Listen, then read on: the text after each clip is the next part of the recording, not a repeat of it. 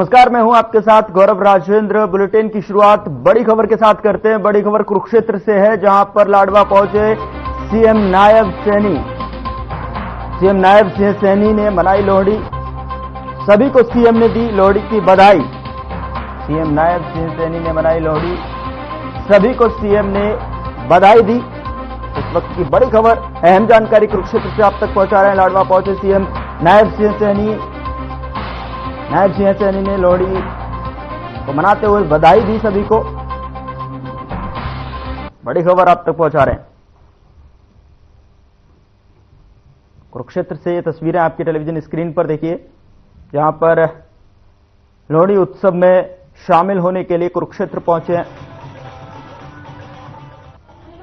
और सभी को सीएम ने लोहड़ी की बधाई दी।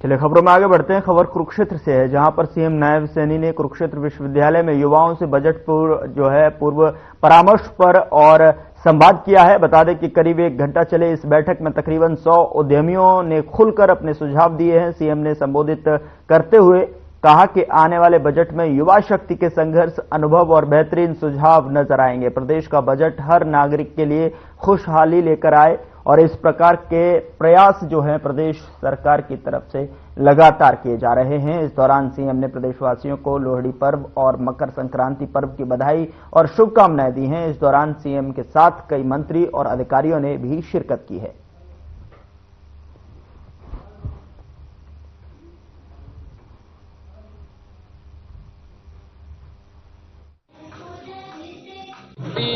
सुविधाएं न लेने की बात करता था, उसने सबसे ज्यादा सुविधाएं लेने का काम किया है और लोगों को झूठ बोल करके वोट लिया है। लोग समझ चुके हैं और उनके झूठ का पर्दाफाश हुआ है, क्योंकि दिल्ली के लोग भी जानते हैं कि ये व्यक्ति जो कांग्रेस को गालियां दे करके और भ्रष्टाचार की लड़ाई लड़ करके वो सत्ता के ऊपर काबिज हुआ था, सबसे ज्यादा भ्रष्टाचार की दलदल में अगर कोई डूबा है तो वहाँ की सरकार डूबी है। और लोगों को इस बात का रोष है कि उसने हमें भी वहाँ पर अपमानित करने का काम किया है और उसका गुस्सा 5 तारीख को दिल्ली के लोग वो वहाँ की सरकार के ऊपर निकालने जा रहे हैं। 8 तारीख को जब रिजल्ट आएगा तो कहीं ये दिखाई नहीं देगा, क्योंकि भ्रष्टाचार में फंसा हुआ व्यक्ति है, जिसकी पूरी सरकार भ्रष्टाचार में घिरी हुई है। और जब भ्रष्टाचार में घिर जाती है, क्योंकि व्यक्ति विकास की तरफ नहीं, व्यक्ति अगर दूसरी तरफ सोचता है कि भाई मेरा क्या होगा, तो फिर लोग सोचेंगे अब 5 तारीख को तालियां तेरा। तो लोहड़ी महापर्व और मकर संक्रांति की सभी प्रदेशवासियों और देशवासियों को बहुत बहुत बधाई और शुभकामनाएं देता हूँ। ये महापर्व हमारी संस्कृति के साथ, हमारे भाईचारे के साथ जुड़े हुए हैं और इन पर्वों को हम आपस में मिलकर के मनाते हैं। मैं इसकी सभी प्रदेशवासियों को बहुत बहुत बधाई देता हूँ, शुभकामनाएं देता हूँ। आज प्री बजट को लेकर के हमारा जो यूथ है सुपर 100, जिन्होंने अपने क्षेत्र के अंदर इसके माध्यम से एक ऊंचाइयों को छुआ है, हमारे स्टार्टअप थोड़ी सी हमारे IIT के छात्र हैं, ऐसे सब युवाओं के साथ बैठ करके हमने प्री बजट कंसल्टेशन को लेकर के सुझाव की बैठक ली है, फिर DCs की बैठक ली है और उसके अंदर हमने स्पष्ट ये कहा है एक नशे को लेकर के कि इसके ऊपर सख्ताई से कड़ाई से काम करें ताकि नशे की कमर को तोड़ा जा सके।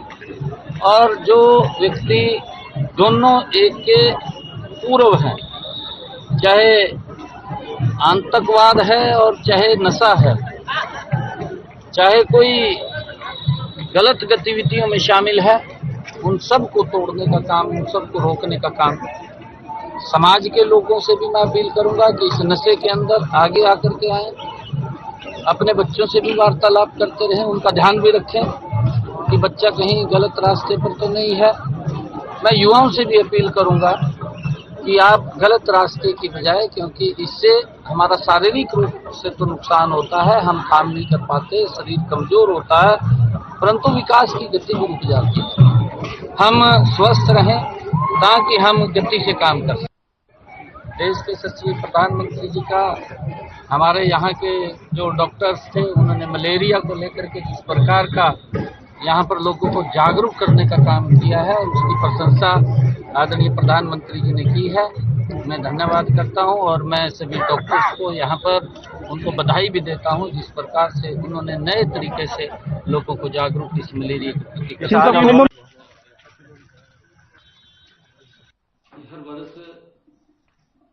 उधर हरियाणा के मुख्यमंत्री नायब सैनी अचानक पंजाब भाजपा कार्यालय पहुंचे और पंजाब भाजपा कार्यालय पहुंचकर बीजेपी सदस्यता अभियान की जानकारी ली। और साथ ही आपको बता दें कि मुख्यमंत्री ने इस दौरान कुछ नए बने सदस्यों से भी बात की है। इस दौरान सीएम ने कहा कि प्रधानमंत्री का विजन विकसित भारत का है। प्रधानमंत्री ने देश को गति देने का काम किया है। प्रधानमंत्री की नीतियां गरीब लोगों तक पहुंच रही हैं। कार्यालय में आना हुआ है और हमारे जो मेंबरशिप, जो हमारा कॉलर्स जो करते हैं, उनसे बातचीत हुई है। और जिन लोगों ने पंजाब के अंदर भारतीय जनता पार्टी की मेंबरशिप ली है, मेरी उनसे भी कुछ लोगों से बात हुई है। अच्छा लगा है, क्योंकि वेरीफाई करते हैं यहाँ से बैठ करके कि जो लोग भारतीय जनता पार्टी की सदस्यता ली है, उनसे बात की है। अच्छा लगा है। आदरणीय मोदी जी का जो एक विजन है विकसित भारत का, और लगातार भारत को एक नई दिशा देने का काम जो पिछले 10 वर्षों में गति से आदरणीय प्रधानमंत्री जी ने किया है, और जिस प्रकार से उनकी नीति वो गरीब लोगों तक पहुंच रही हैं, गरीब लोगों को उनका लाभ मिल रहा है। और दुनिया में आज भारत का सम्मान, जो रुतबा बढ़ा है, आज हर व्यक्ति मोदी जी से प्रेम करता है, स्नेह करता है। और पंजाब के लोग भी आने वाले समय के अंदर, हमें पूर्ण विश्वास है कि भारतीय जनता पार्टी को नरेंद्र मोदी जी के नेतृत्व के अंदर मजबूत करने का काम करेंगे। नहीं, देखिए, हमारी सदस्यता पूरे देश के अंदर चल रही थी और सदस्यता का अभियान चल करके उसके बाद अब चुनावों के अंदर वो आ गया है, क्योंकि हमारे संगठनात्मक जो चुनाव हैं, और दिल्ली के अंदर भी हमारी सदस्यता हुई है। दिल्ली की सरकार ने जो वायदे वहां के लोगों से किए थे, वो सरकार उसके ऊपर खरा नहीं उतरी, क्योंकि दोनों सरकारों का, चाहे पंजाब के अंदर भी उनकी सरकार है और दिल्ली में भी उनकी सरकार है, वो लोगों को सुविधाएं देने की बजाय वो अपनी सुविधाओं के लिए ज्यादा काम कर रहे हैं, ऐसा लोगों को देखने को मिल रहा है। परंतु उन्होंने जो वायदे किए थे, उस वायदे के ऊपर खरा नहीं उतरे और लोग आज। चंडीगढ़ लॉ भवन में हरियाणा एवं पंजाब बार काउंसिल ने जो है नए वकीलों के साथ जो है शपथ ग्रहण समारोह का आयोजन किया था, और जिसमें हरियाणा के मुख्यमंत्री नायब सिंह सैनी मुख्य अतिथि के तौर पर शामिल हुए। उन्होंने कहा कि वकालत केवल एक पेशा नहीं है, बल्कि यह जनसेवा का माध्यम है और वकील देश की न्याय प्रणाली में योगदान देकर समाज में सकारात्मक बदलाव ला सकते हैं। वकालत का क्षेत्र केवल कानून के ज्ञान तक सीमित नहीं है, बल्कि अच्छी सोच वाले वकील समाज के कमजोर और वंचित वर्गों के न्याय दिलाने में अपनी भूमिका निभाते हैं। आज ऐसे महान व्यक्तित्व की जयंती है, जिन्होंने इस भारत के गौरव और इस भारत की संस्कृति को दुनिया में सम्मान दिलाया है।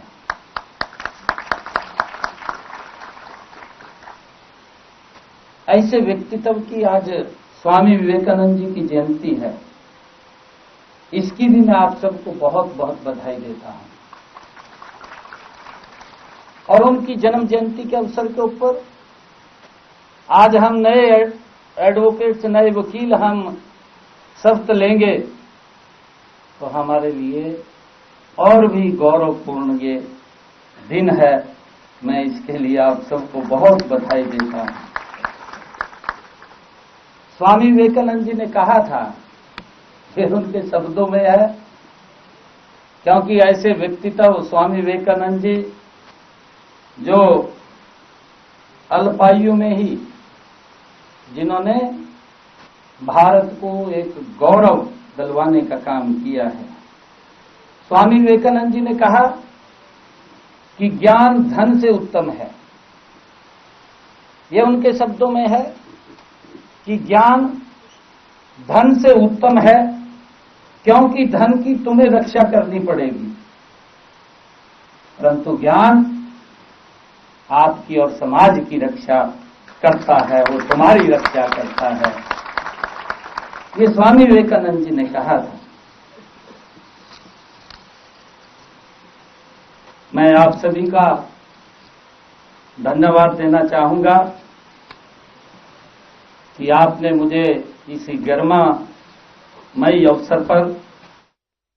उधर ग्रीवेंस कमेटी की बैठक में फरीदाबाद पहुंचे कैबिनेट मंत्री राव नरवीर सिंह, जहां उन्होंने 18 मामलों पर सुनवाई करते हुए 12 मामलों का समाधान किया है, जबकि 6 में मामले में पेंडिंग रखे गए हैं। और उन्होंने अधिकारियों से भी कहा कि बीजेपी की हरियाणा में तीसरी बार सरकार बनी है और लोगों को अच्छी सुविधा मिले, इसको लेकर वह जल्द से जल्द उनकी समस्याओं का समाधान करें। लोगों को लगना चाहिए कि तीसरी बार सरकार बनाने का उनको फायदा मिल रहा है। जो व्यक्ति पंक्ति के अंतिम छोर पर खड़ा है उसको भी लाभ मिलना चाहिए। ग्रीवेंस कमेटी में तकरीबन 18 मामले थे, परिवार थे, और उसमें से 12 का समाधान होगा, 6 पेंडिंग। नहीं, ऐसा होता है कई बार। हम समस्या का समाधान डीसी की अध्यक्षता में डेली दरबार लगता है, हफ्ते में 5 दिन। मैं अभी पिछले दिनों नूह भी गया था ग्रीवेंस कमेटी में, तो मैं वहां भी अधिकारियों को कहता है कि जो समाधान हम समाधान शिविर में कर सकते हैं वो ग्रीवेंस कमेटी में मुद्दा नहीं आना चाहिए।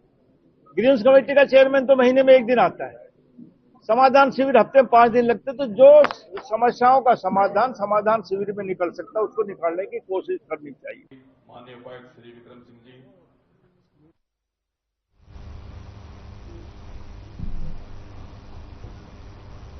उधर हरियाणा के कैबिनेट मंत्री राव नरवीर सिंह ने एक बैठक बुलाई जिसमें सभी विभागों के आला अधिकारी मौजूद रहे, लेकिन पुलिस कमिश्नर नहीं आए, जिनकी अनुपस्थिति पर मंत्री भड़क गए और उन्होंने कड़ी हिदायत देते हुए कहा कि बैठक में उनका होना अनिवार्य है। इसके साथ ही मंत्री ने कहा कि अगर अगली बार ऐसा देखने को मिला तो अधिकारी को अपने आप को सस्पेंड समझें।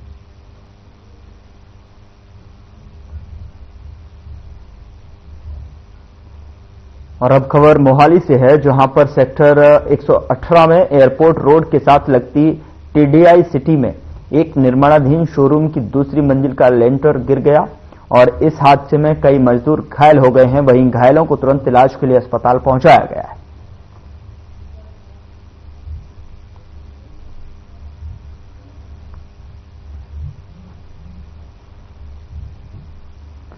तो हादसे में कई मजदूर घायल हैं। मोहाली से यह खबर, जिसकी तस्वीर आपकी टेलीविजन स्क्रीन पर देख सकते हैं आप, जो है निर्माणाधीन बिल्डिंग का किस तरीके से जो है लेंटर गिर गया, जिसकी चपेट में आने से कई मजदूर घायल बताए जा रहे हैं, जिनको उपचार के लिए अस्पताल में भर्ती किया गया है।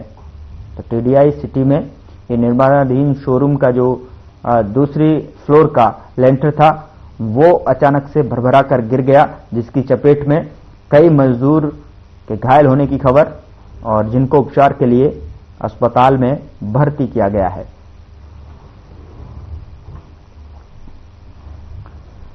रेवाड़ी के सेक्टर 19 और गड़ीबोलनी पर पिछले कई सालों से लोगों ने न केवल झुग्गी झोंपड़ियां बल्कि पक्के मकान बनाकर हरियाणा शहरी विकास प्राधिकरण की जमीन पर अवैध कब्जा किया हुआ था, लेकिन कई बार विभागीय नोटिस और चेतावनी के बावजूद भी इन लोगों ने किया गया अतिक्रमण नहीं हटाया। तो सोमवार सुबह विभागीय कार्रवाई करते हुए विभाग का पीला पंजा चलता हुआ नजर आया।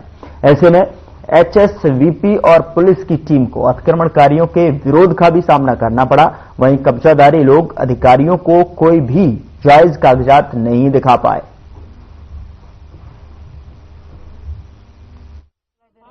आज जो एचएसवीपी की लैंड पर जो भी एनक्रोचमेंट है उनको हटाया जा रहा है और मेरी लोगों से अपील है कि वो खुद ही हटा ले। अब क्योंकि रेवाड़ी ज्यूरिसडिक्शन में कोई भी अगर एचएसवीपी की लैंड पर एनक्रोचमेंट करेगा तो वो उसके लिए खुद लायबल होगा। तो मेरी अपील है, जिन्होंने भी एचएसवीपी की लैंड पे इलीगल वे से एनक्रोचमेंट करके किसी भी तरीके वो उसे रिमूव कर लें। अगर किसी के पास किसी ऑनरेबल कोर्ट से कोई स्टे ग्रांटेड है तो हम ऐसे केसेस में आगे कार्रवाई नहीं करते। लेकिन जैसा कि ये नजर आ रहा है इनके पास ना तो कोई स्टे ऑर्डर है ना ये कोई कागज दिखा पाएंगे, बस कुछ भी नहीं।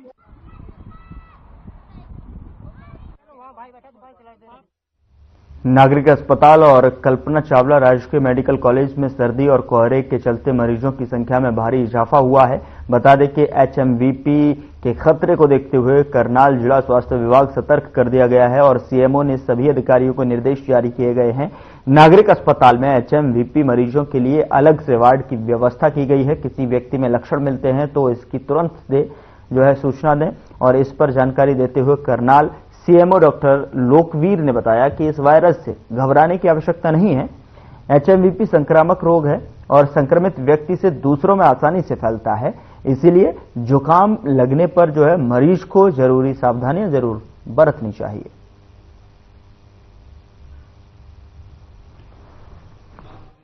जी, आजकल एचएमपी वायरस, ह्यूमन मेटानिमा वायरस की जो खबर आ रही है वो केसेस है, लेकिन हमारे यहाँ पर जो अभी ऐसा कोई केस सामने नहीं आया है। लेकिन इसके बारे में हमने वो सारी प्रिकॉशन जो कोरोना टाइम में रखी थी वो ये शुरू कर दी। सिविल हॉस्पिटल में फ्लू कॉर्नर बना दिया गया है और सभी फिजिशियन और पीडियाट्रिशियन को इस बारे में जरूरी इंस्ट्रक्शन जारी कर दी। हमारे यहाँ स्वास्थ्य निदेशालय से जो हमें एडवाइजरी जारी की गई है उसके बारे में भी सभी क्लिनिशियंस जो है सिविल हॉस्पिटल में व अन्य जिला करनाल के जो भी हमारे सरकारी संस्थान है उसमें सारी बातें बता दी गई। किन बातों का ध्यान रखें, इसमें सबसे जरूरी बात है कि सर्दी में अपने आप को बचाने की कोशिश करें। सेकंड बात जो है कि मास्क लगाएं। उधर हरियाणा राज्य बाल कल्याण परिषद की उपाध्यक्षा सुमन सैनी ने कुरुक्षेत्र में लोहड़ी और मकर संक्रांति के राज्य स्तरीय समारोह का शुभारंभ किया और सीएम नायब सैनी की पत्नी और हरियाणा राज्य बाल कल्याण परिषद की उपाध्यक्षा सुमन सैनी ने संबोधित भी किया। इस दौरान उन्होंने कहा कि देश को विकसित बनाने के लिए संस्कृति और सभ्यता को सहेजने की आवश्यकता है।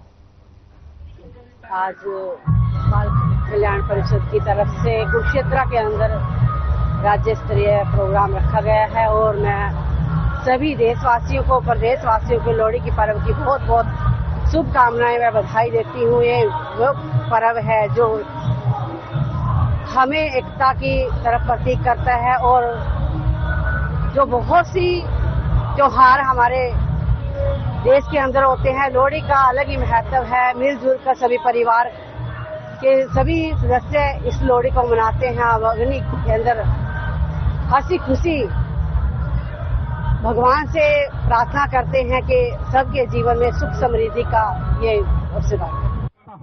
मानवता उल्लासित हो जब चले। उधर पुंडरी में लोहड़ी के त्योहार को भारत विकास परिषद के सदस्यों, विशेष रूप से महिलाओं ने भारतीय संस्कृति त्योहार को बड़े ही हर्षोल्लास से मनाया, जिसमें बच्चों के सांस्कृतिक और महिलाओं का गिद्ध विशेष आकर्षण का केंद्र रहा है। इस कार्यक्रम में मुख्य अतिथि के रूप में पुंडरी के विधायक सतपाल जांबा पहुंचे, जहां वो भारत विकास परिषद के सदस्यों के साथ में थिरकते दिखाई दिए।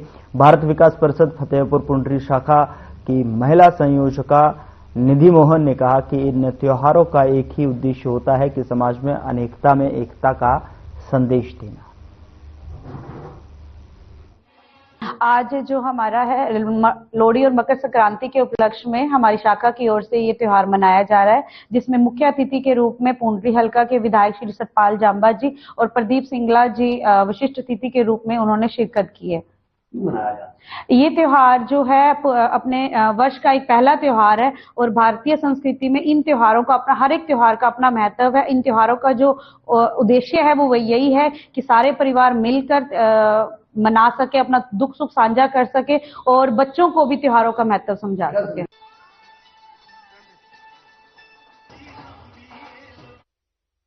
उधर रतिया में आज लोहड़ी पर्व का त्योहार धूमधाम से मनाया गया। खंड और पंचायत कार्यालय में ब्लॉक समिति के अध्यक्ष केवल मेहता के नेतृत्व में सरपंच, ग्राम सचिव और ब्लॉक समिति सदस्यों ने लोहड़ी पर्व धूमधाम से मनाया और इस मौके पर अग्नि में तिल, रेवड़ी डालकर सुख स्मृति की कामना की है और सभी लोगों को मूंगफली रेवड़ी वितरित की गई है।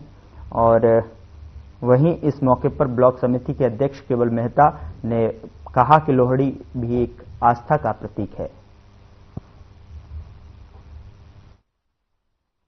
मैं सभी इलाका वासियों को, सभी मेरे सरपंच साहबान जितने भी हम मिलजुल कर ये लोहड़ी मना रहे हैं, उन सब की तरफ से इलाका वासियों को लोहड़ी की लग लग बधाई देता हूं। उनको यही परमात्मा से उम्मीद करता हूं कि उन सब परिवारों को, सबके बच्चों को परमात्मा खुशियां प्रदान करे और ये त्योहार जो है मिलजुल कर बढ़िया तरीके से अपने घर में शांत रहकर उनको मनाया जाए।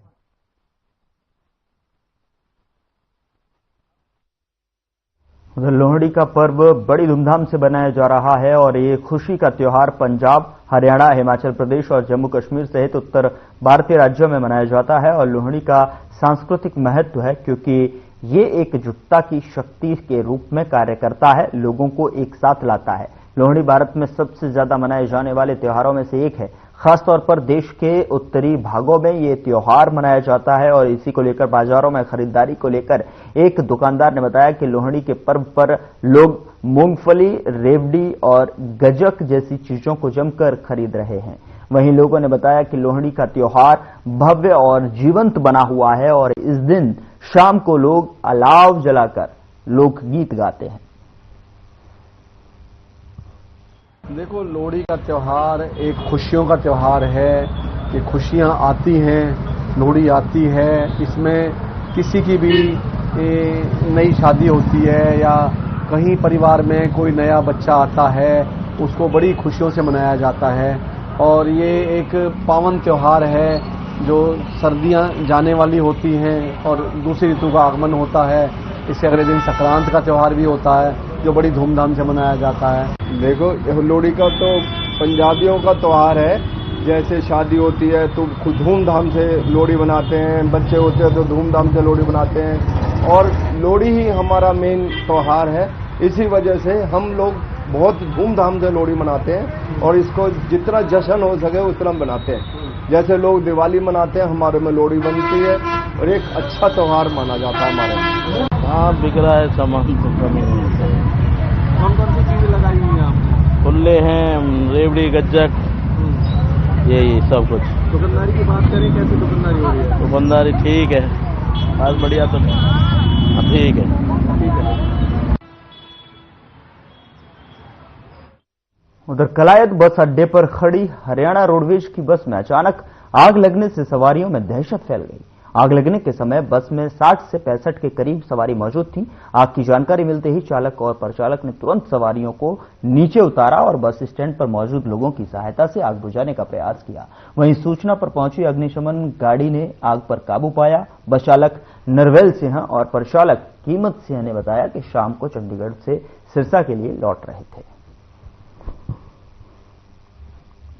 ये अभी आधा पौना घंटा पहले ये हम चंडीगढ़ से आ रहे हैं जी। हाँ जी। तो साढ़े 2 की बस है, वापसी आ रहे थे। अच्छा जी।